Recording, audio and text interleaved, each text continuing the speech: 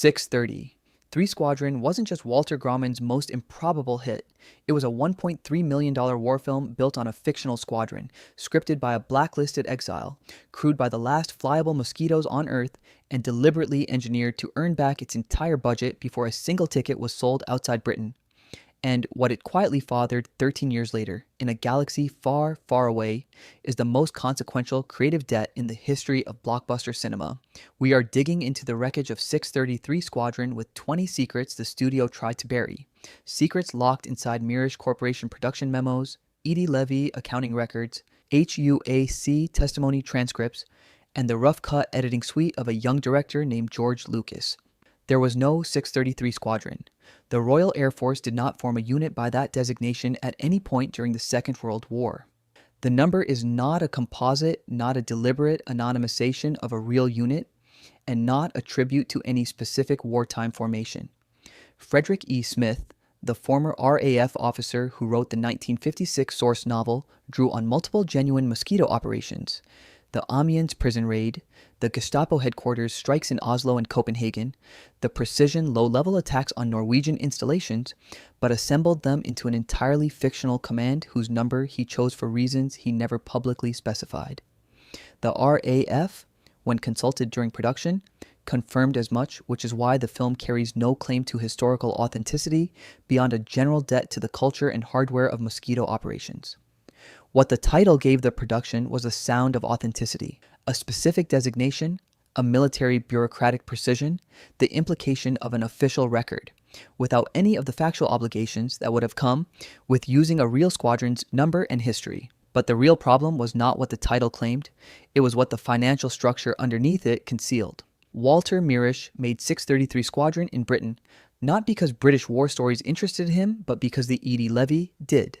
The Edie Levy was a tax on British cinema box office receipts redistributed to qualifying British productions under legislation designed to protect the domestic film industry. Mirish structured the film to qualify. The producer credit went to Cecil Ford, a British industry figure, while American Louis Rachmil supervised the actual production. Mirish later wrote in his memoir that the film earned nearly its entire $1.3 million budget from Edie Levy receipts alone, meaning that by the time United Artists released it worldwide, the production cost had already been recovered. Every dollar earned outside Britain was effectively pure profit. The Edie Levy did not exist to subsidize American producers who constructed films around its rules. It existed to support British cinema. Mirish had simply read the legislation more carefully than it deserved. This is exactly why the film that followed, budgeted at $1.3 million and financially risk-free before opening night, could afford to destroy 3 irreplaceable historic aircraft in crash sequences and call it a production choice. 11 de Havilland Mosquitoes were acquired for 633 Squadron by technical advisor Group Captain Hamish Mahadi, the same man who would later assemble the aircraft fleet for the Battle of Britain. The acquisition required extraordinary effort because the RAF had retired the Mosquito from service in 1963, only weeks before filming began, and the remaining airworthy examples were civilian target towing conversions operated by a unit in Exeter. What the production then did with 3 of these aircraft is what aviation historians find hardest to process. 3 complete flyable Mosquitoes, of which fewer than 30 survive worldwide in any condition, of which perhaps 4 are currently airworthy, were intentionally destroyed in stage crash sequences. The same crash, filmed from 2 angles, was used for 2 separate scenes. The aviation community has never quite forgiven this decision. The Mosquito was, by 1963, already entering the category of irreplaceable national heritage. The production treated them as consumables, but the real problem was not the 3 that were destroyed. It was the ones that survived and what they revealed about the film's most fundamental deception. The airworthy Mosquitoes acquired for the film were not fighter bombers. They were photo reconnaissance variants, TT-35 target towing conversions, whose visual profile differed from the FB Mark VI fighter bomber variant the film required in a detail that would have been immediately apparent to any wartime RAF ground crew. The TT-35 had a distinctive clear nose cone and separated windscreen. The production team had the noses painted over and dummy gun barrels fitted to approximate the flat windscreen and armament of the fighter bomber version. Aviation enthusiasts watching the finished film can still spot the discrepancy in cockpit shots, where the V-shaped windscreen configuration of the TT-35 is visible, marking the aircraft as a type that would not have been assigned to a strike squadron. What this means, in the most precise technical sense, is that the film, frequently praised for its authentic use of real mosquitoes, was not, in the strictest sense, showing the real mosquito it claimed to be showing. The aircraft were genuine. The version was not. This is exactly why the German fighter aircraft in the film required their own separate accounting. No authentic German Messerschmitt Bf 109 fighters were available for the production. The Bf 109 had not been manufactured since 1945. Surviving examples were scattered across European collections, and insuring them for low-level formation flying over the Scottish Highlands was not a proposition any underwriter would accept. The production solution was to use Nord 1002 Penguin aircraft, French-built, French-registered, peacetime civilian variants of the Messerschmitt Bf 108 Typhoon, a four-seat touring and training aircraft that shared no operational history, armament, or performance characteristics with the Bf 109 fighter it was dressed to resemble. The Nord 1002 was slower than the Mosquito it was notionally intercepting, less maneuverable, and in no version ever fitted with the armament that the film's combat sequences implied it carried. Painted in Luftwaffe markings and filmed at flattering angles, they passed for fighters to audiences who had never seen a Bf 109 in person. They would not have passed for fighters to anyone who had. But the real problem was not the German aircraft. It was the screenplay they were crashing around. The original screenplay for 633 Squadron was written by James Clavell, who had co-written The Great Escape and would later write Shogun. Clavell's draft was the script the production had committed to when Cliff Robertson arrived in London and informed Walter Mirisch, just before cameras were due to roll, that he had serious reservations about the material and wanted changes. Mirisch was already in London. He needed another writer immediately, and he needed one who was already there. The writer Mirisch found was Howard Koch. That name requires a moment. Koch had co-written Casablanca in 1942 and received the Academy Award for it. He had written the radio adaptation of The War of the Worlds for Orson Welles in 1938, the broadcast that persuaded a portion of its audience that New Jersey was under Martian attack. He had written Sergeant York, The Seahawk, and Letter from an Unknown Woman. He was, by any measure, one of the most distinguished screenwriters Hollywood had produced. He was living in London because Jack Warner had named him to the House Un-American Activities Committee in 1951 as a communist sympathizer, not because Koch was a communist, but because Koch had supported the 1945 writers' strike at Warner Brothers, and Warner considered these things equivalent. Koch was blacklisted. His name was removed from the blacklist only in 1961 after a decade-long legal battle. The Oscar winner who rewrote 633 Squadron was a man the American film industry had tried to destroy for 10 years before handing him this assignment. This is exactly why the film's script is both more distinguished in its authorship and less distinguished in its execution than its credits suggest. 633. Squadron was not the first British aviation film about a near-impossible RAF bombing mission against a heavily defended Nazi target requiring precision, low-level flying. It was the second. The Dam Busters, released in 1955, documented Operation Chastise, the real bouncing bomb raid on the Mona and Eder dams, with a fidelity and dramatic intelligence that made it one of the finest war films the British industry ever produced. The structural resemblance between the Dam Busters and 633 Squadron was not accidental and was not concealed. The climactic mission through a narrow, gun-lined corridor toward a target that can only be destroyed from a precise angle. The casualty count that strips the squadron of men the audience has come to care about. The final exchange between senior officers quietly weighing what the losses were worth. All of these are present in both films, in approximately the same order with approximately the same moral weight. The closing dialogue of 633 Squadron mirrors the Dam Busters with a specificity that suggests Clavell and Koch knew exactly what they were writing toward. But the real problem is not what 633 Squadron owed to the Dam Busters. It is what both of them handed to someone else 12 years later. George Lucas was approximately 20 years old when 633 Squadron was released. He later stated publicly that the fjord attack sequence, mosquitoes threading a narrow, gun-lined canyon at low level, releasing their ordnance at a precise point, then pulling up hard to avoid the cliff face, directly inspired the Death Star trench run in Star Wars A New Hope. During post-production on Star Wars, Lucas physically cut sequences from 633 Squadron into his rough cut as placeholder footage while the real special effects sequences were being completed.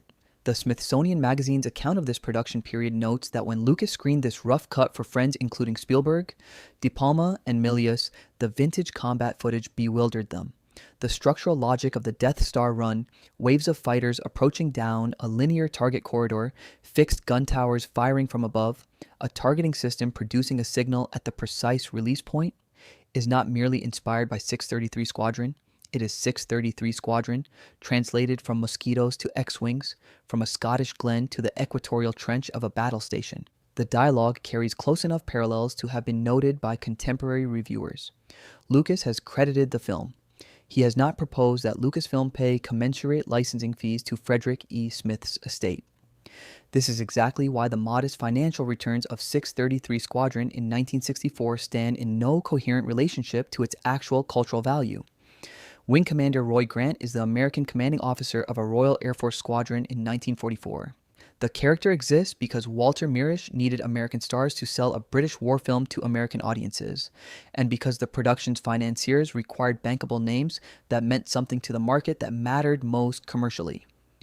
In Frederick E. Smith's novel, the character is British, named Roy Grenville, and there is no nationalistic tension in his leadership of a British unit. For the film, Grenville became Grant, his nationality became American, and his presence in the RAF was explained by the Eagle Squadron backstory, the genuinely historical formation of American volunteers who flew for Britain before the United States of America entered the war after Pearl Harbor. The script does provide this explanation. What it cannot explain away is the fundamental absurdity of a 1944 RAF bomber squadron, being led by an American officer whose nationality the production requires you to accept before anything else in the film can function. Robertson played the role with competence and genuine affection for the material. The character remained a structural contrivance from the first scene to the last, but the real problem was not Robertson's character, it was Chakiris's. George Chakiris had signed a multi-picture contract with the Mirisch brothers following his Academy Award for Best Supporting Actor in West Side Story. 633. Squadron was the fourth and final film he made under that contract. He played Lieutenant Eric Bergman, a Norwegian resistance leader. Walter Mirisch later wrote in his memoir that there was a character role that fit Chakiris, and that the contractual obligation was a factor in the casting. Chakiris is Greek-American. His coloring, physical type, and bone structure are those of the Eastern Mediterranean, not Scandinavia. The film compounds this by casting Austrian actress Maria Perschi, tall, blonde, conspicuously Nordic, as his sister. No scene attempts to explain how these two individuals share parents. Critics were not gentle. Chakiris was miscast in the most visible possible way, and the production knew it and made the film anyway because the contract said it had to. This is exactly why the Norwegian resistance subplot, which should carry the film's moral weight, never achieves the dramatic credibility the screenplay needed it to have.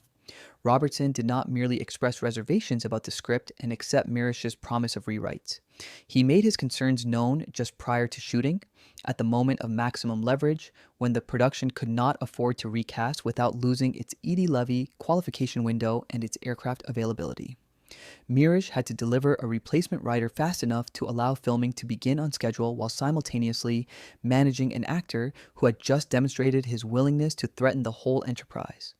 Koch later described his contribution to 633 Squadron as workmanlike. The assessment is accurate and appropriately modest, but the real problem was that the physical production was dealing with complications no rewrite could solve. The original schedule called for 2 weeks at RAF Bovingdon, followed by a final period at Inverness. Bovingdon became 4 weeks because of weather. The Scottish Highlands sequences required specific visibility conditions that the summer of 1963 declined to provide on schedule. Aircraft and crews stood by at Inverness Airport, hotel costs accumulating, production days burning, while clouds over the relevant mountain passes refused to cooperate. This overrun was absorbed without financial panic because the Edie Levy had already effectively guaranteed the budget. A production that had pre-recovered its cost could wait for good weather without the crisis that the same overrun would have caused on a conventionally financed film. This is exactly why the aerial sequences over the Highlands feel unhurried and genuinely spectacular, because the production had the time and the atmospheric conditions it needed once it waited for them. No filming was done in Norway. The fjord sequences that form the film's climax and the Highland training sequences that precede them were shot entirely in Scotland. Loch Morar and Loch Nevis provided the water and flanking mountains. Glencoe provided the narrow glen approaches. The topographical logic held. The West Highlands share enough geological character with Western Norway that audiences who had never seen either accepted the substitution. The production notes acknowledge it without embarrassment. Scotland was cheaper, logistically simpler, and under British jurisdiction for the Eadie levy calculation. Norway appears in the film only as a name spoken by characters who have just returned from a Scottish loch. But the real problem was not the geographic substitution. It was what the special effects team had to build when the real landscape ran out. The climactic fjord attack sequence, the sequence that George Lucas studied, recut into his rough draft, and transmuted into cinema history, was not filmed in the manner that contemporary publicity materials implied. The aerial photography of real mosquitoes threading real Scottish geography is genuinely spectacular and constitutes a significant portion of the film. The final bomb run and the attack on the cliff face, however, were executed with 1/48th scale mosquito models, front projection plate, matte paintings by Oscar-winning special effects technician Tom Howard, and rear projection composites. The models are occasionally visible for what they are when light or motion reveals their scale. Howard's Oscar for special effects work on Tom Thumb in 1958 was entirely legitimate, and his contributions to 633 Squadron represent a high point of the pre-digital model era. But the sequence that became the template for the Death Star run is, in its most technically ambitious moments, a miniature. This is exactly why Lucas, who was studying the sequence as a guide for his own model-based visual effects, was studying the right thing. Not just the geography of the attack, but the grammar of how models and real footage could be cut together to produce something that felt inhabited and dangerous. Walter Grauman had spent the preceding decade working almost exclusively in American television. His qualification for a large-scale British aviation war film was not his directorial record, but his wartime biography. He had been a B-25 Mitchell bomber pilot during the Second World War, the same aircraft type serving as the production's camera plane. He flew right-hand seat in the B-25 during filming, operating as co-pilot while the camera operator worked from the nose. The aerial sequences were directed by someone who understood operationally what mosquito crews had been doing, who knew what it felt like to fly at low level through mountain terrain in an aircraft that would not forgive a misjudgment. That knowledge is visible in the flying sequences and invisible everywhere else in the film. But the real problem was that what the director understood about flying, he had not yet learned to transfer to the drama that surrounded it. Cliff Robertson praised the atmosphere on set. He was unhappy with the ambiguous ending. At the film's conclusion, Grant's mosquito crashes after the mission. It is unclear whether he survives. Robertson's unhappiness was documented but unresolved. The ending left Grant's fate genuinely open, which Robertson found unsatisfying and which some audiences interpreted as a tacit acknowledgement that the squadron commander had not survived. In Smith's novel, Grenville survives and becomes a prisoner of war. In the sequel Smith wrote in 1975, Operation Rhine Maiden, it is clarified that Grant did survive. For 11 years, the film left open a question its star considered answered incorrectly. This is exactly why the RAF's closing valediction, "You can't kill a squadron," lands with such uncomfortable weight, because the film has been carefully non-committal about whether it has just killed the man who led it. Ron Goodwin's main theme for 633 Squadron is one of the most recognizable pieces of music in British cinema history. It has been used at RAF passing out parades, Battle of Britain commemorations, and military air displays with a regularity that suggests near-official RAF adoption. Goodwin was not yet the film composer he would become when he wrote it. 633. Squadron's success made him the go-to composer for British war pictures through the decade, bringing him Operation Crossbow, Where Eagles Dare, Battle of Britain, and Force 10 from Navarone. The theme's structural tension between propulsive march momentum and the ascending horn line that carries it is a musical argument about sacrifice that suits a film whose pilots are being sent on missions they know may kill them. The music succeeded where the script did not. Audiences who could not remember the plot could hum the theme before they reached the car park. But the real problem was that what critics said about those audiences in 1964 tells a different story from what history has concluded. Critics at the premiere at the Leicester Square Theatre in June 1964 were not kind. Wooden acting was the consensus characterization. The hackneyed plot attracted near universal agreement.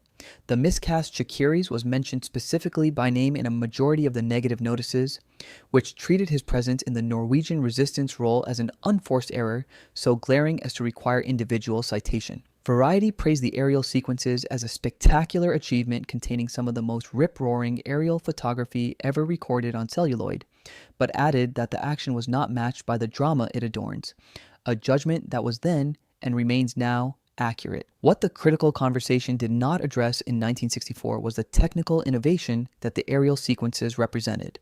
The first use of color panavision in an aviation film, creating a visual standard that had not previously existed and that every subsequent aviation war film would be measured against. The film appeared on the United Kingdom public's list of the 100 greatest war films. It was among the 10 most popular films at the British box office in 1964.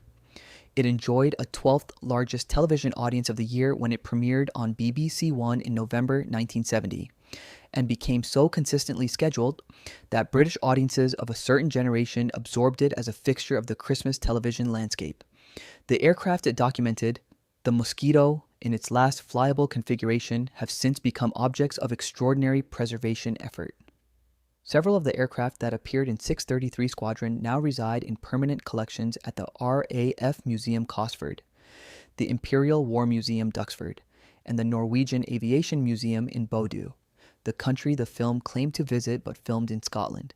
The Mirish Corporation's subsequent attempts to replicate 633 Squadron's success produced Attack on the Iron Coast, Submarine X-1, and Mosquito Squadron, none of which approached the original's commercial performance or cultural durability. 633.